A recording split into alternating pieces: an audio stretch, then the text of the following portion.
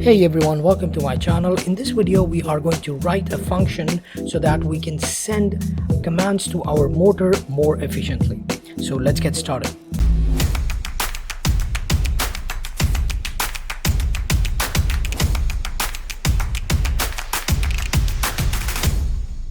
So here is the code from our previous video where we actually wrote our pin numbers. So we wrote it in an array so that it's easier to manage. So we have pins for the left motor and then pins for the right motor, and then we had the void setup where we declared all of them as output. And again we did this in a loop so that it is easier to manage, and then we wrote the serial begin so that we can print out if we want to print out something. And at the end we wrote the code for our motor driver where we have to digital write and then we have to send an analog write as well. So the digital write is basically your input 1 and input 2, which is for your direction, and the analog write is basically for your speed, where you are sending the speed value from 0 to 255. Now in this video we are going to write down a proper function to actually send the commands to our robot. Now the thing is, why do we need this? If we were to use something like this, every time we want to turn forward, turn left and right, or move forward or backwards, we will have to write all of these lines of code, and that will take up a lot of space, and that is not the very best way to approach this problem. So therefore we are going to write it down so that we just write one single line of code, for example move forward, and then it will move our robot forward. So we are going to copy all of this code and we will paste it into a new sketch, and we will make this bigger. Okay, so what we will do is we will keep all of this same, but we are going to comment out all of our loop. So here we have commented it out. So now what we will do is we will create a new function that will we will call as MoveRobot. So we will say that we don't want anything in return, so we will write void, and then we will write MoveRobot, and inside this function we are going to send a few values. Now these values will be basically the speed and the turn. So we are going to keep this annotation consistent throughout our series so that we can relate between different devices. So whenever we are talking about a range, we will keep it between -1 and 1. So whether it's remote sending you a signal, it will be between -1 and 1. Whether it's a motor turning, whether it's a motor speed, or whatever device it is, whether it's distance or whatever it is, we are going to keep it between -1 and 1 so that we can relate between these values. So our speed will be the first thing that we will send in, so we will write here float. So because it will be in decimal places, we have to write float.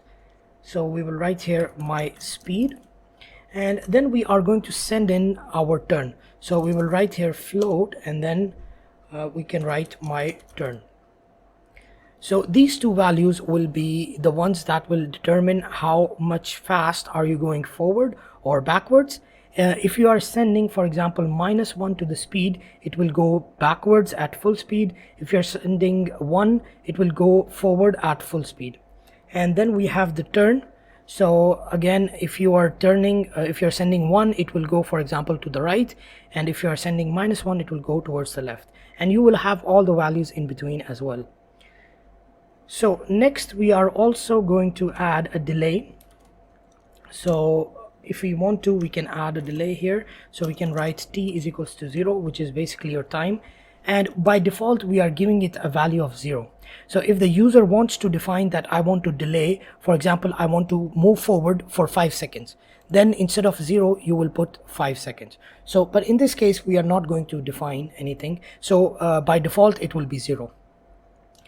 And later on we are also going to add another thing, and we are going to add, let's add it at the back, integer type.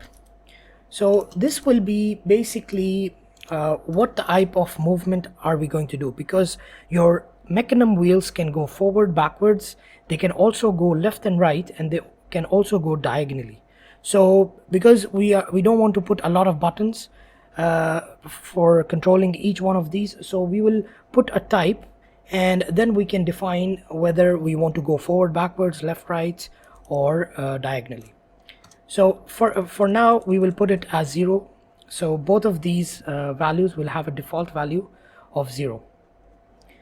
So this is the start of our function, and then we are going to write our speed. So if you remember correctly, we are going to send in the value of to our motor in terms of 0 to 255. So we cannot just write -1 to 1. So whatever value we are getting, we will multiply it by our maximum value, which is 255. So we will say that my speed is equals to, we can write multiply equals to, it will directly multiply by max speed. So this max speed we are going to define here at the top. So we will say max speed is equals to 255. And then at the bottom here we are going to do the same thing for our turn. So here we will write my turn it will multiply it with the max speed as well. So the max speed and turn, they have the same value of 255, so we are not writing max turn as well. So what this will do is, if we are getting, for example, 1 as the value of speed, it will multiply it to 255 and it will get 255 value. So here when we are sending analog write, it will have the value of 255 instead of decimal places and small values. So then we are going to write the individual speeds. So now, because we are turning left and right based on the speeds of our left and right wheels, we have to make sure that both of these speeds are different. So what we will do is, we will write here, let's say this is individual speeds, and then we will write here that our left speed is equals to, we are going to write my speed minus my turn.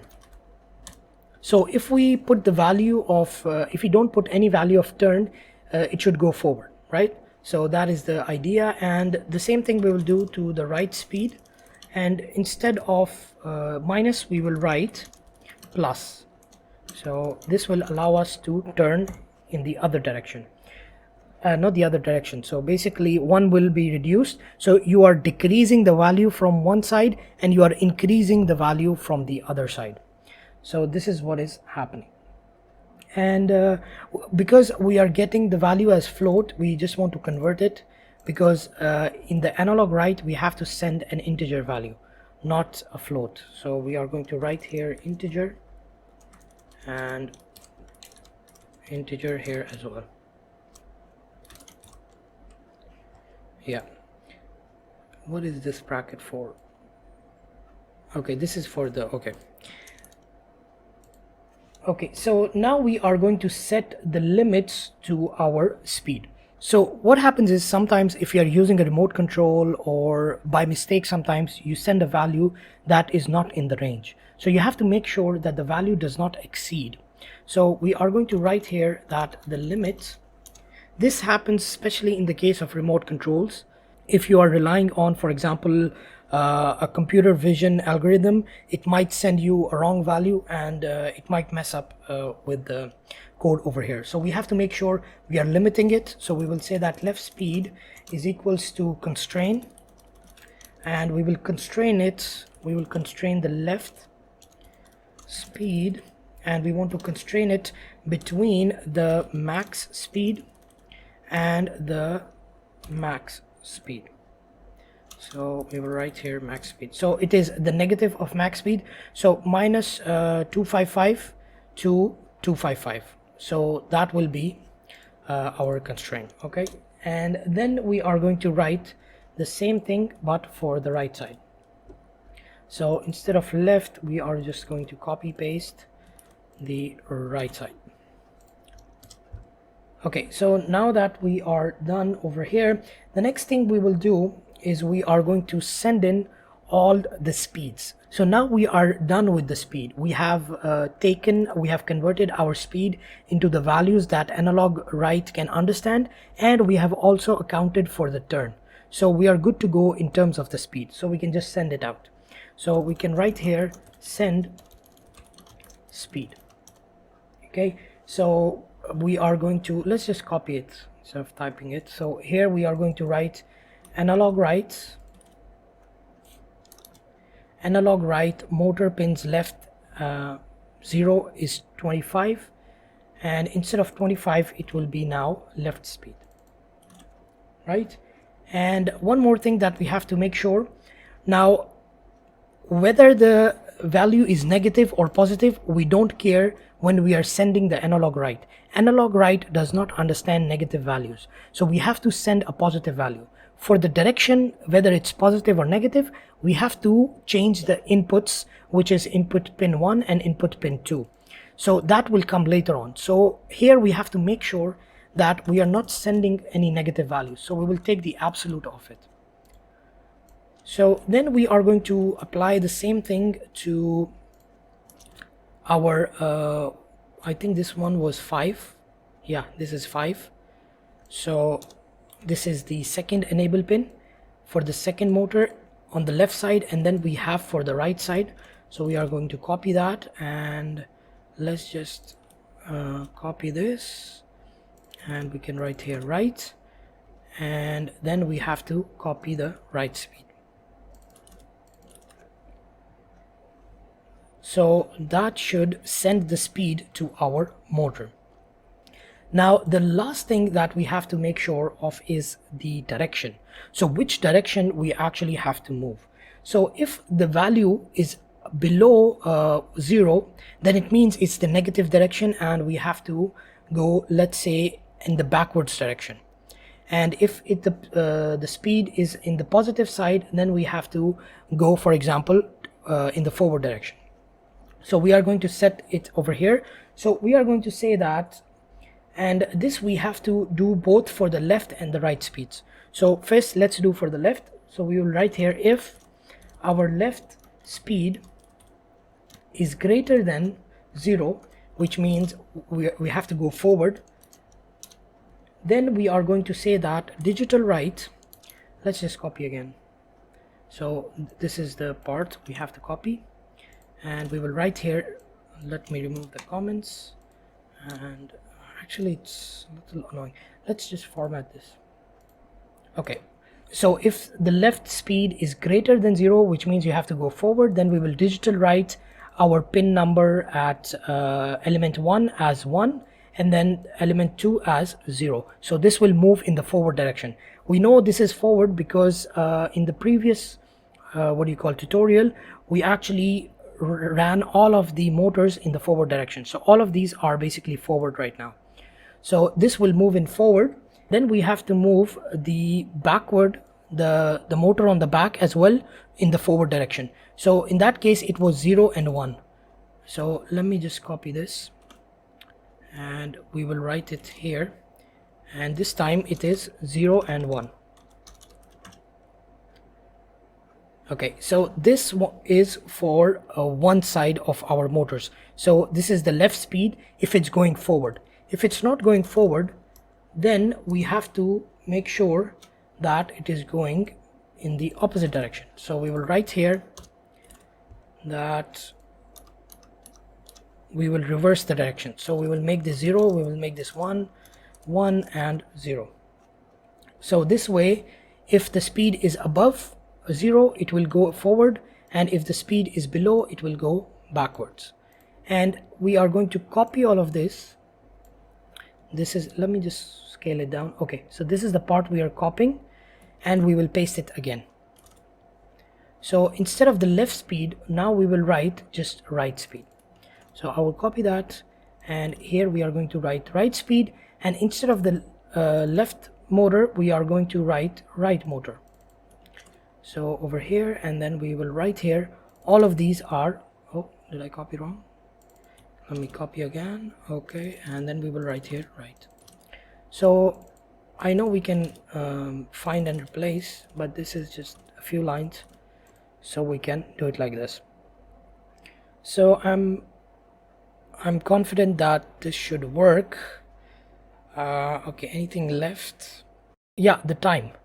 Now the time, if you see here, this is the T.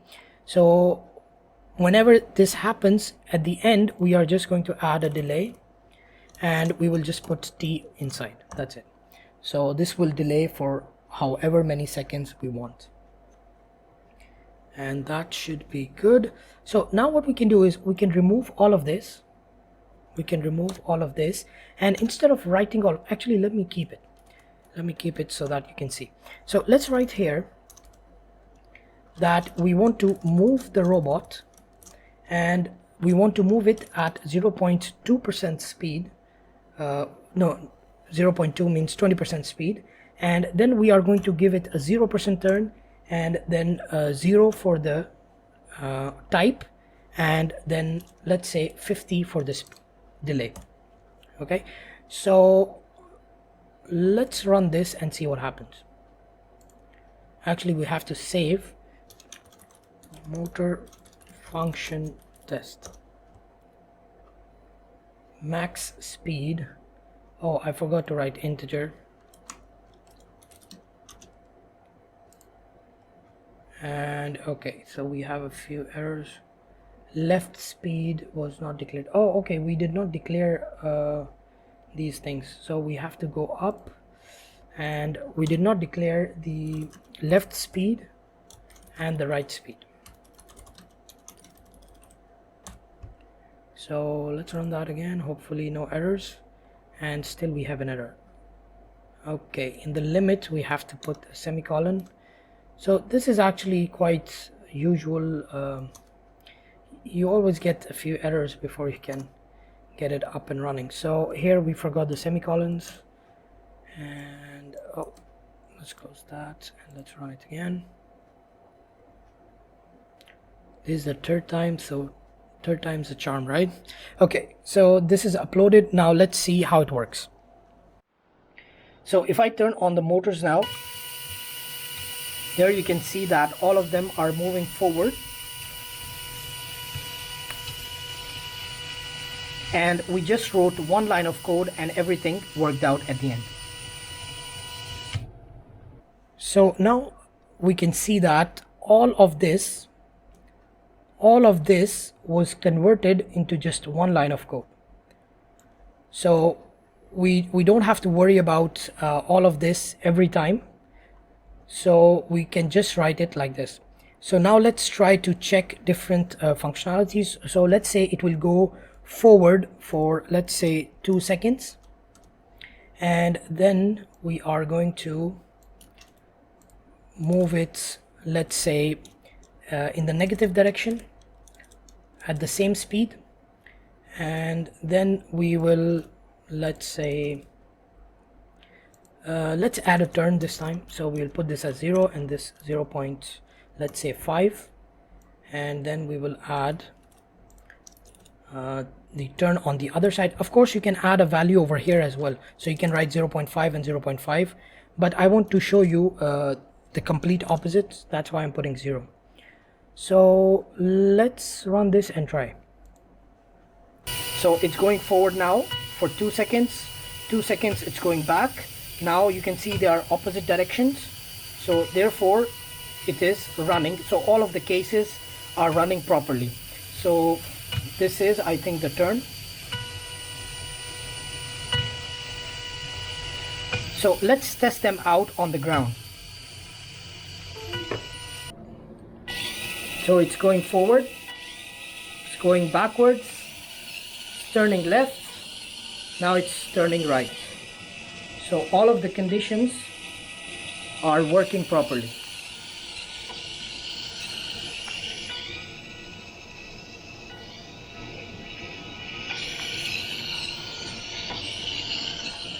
So now we will be able to easily embed this code with other devices such as our remote control or any algorithm with OpenCV or something like that, because now we have the capability of sending values to our robot simply by using a single line of code, and our values are ranging between -1 and 1. This is also known as normalization. So this way it will be very easy for us to add more components and more devices to this. So this is it for today's video. In the next part, we are going to run this with an RF controllers to see how we can move it around with the remote control, and we will have some fun with it. And then later on, we will add more components like the Jetson Nano and the battery and the camera and whatnot. So stay tuned for that, and I will see you in the next video.